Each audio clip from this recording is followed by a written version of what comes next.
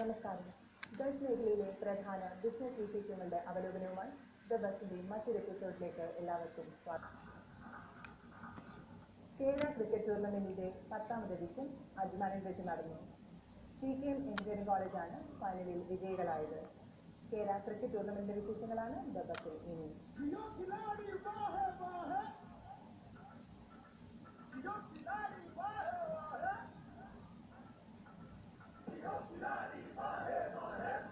Kerala cricket tournament Ajman ഹംറിയ ഗ്രൗണ്ടിൽ വെച്ച് നടന്നു.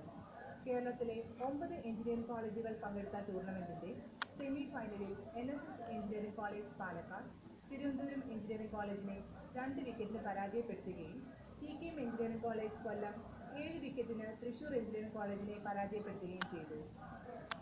തുടർന്ന് നടന്ന ഫൈനലിൽ NSS എഞ്ചിനീയറിംഗ് കോളേജിനെ 42 റൺസിന് തോൽപ്പിച്ച് TKM എഞ്ചിനീയറിംഗ് കോളേജ് ചാമ്പ്യന്മാരായി.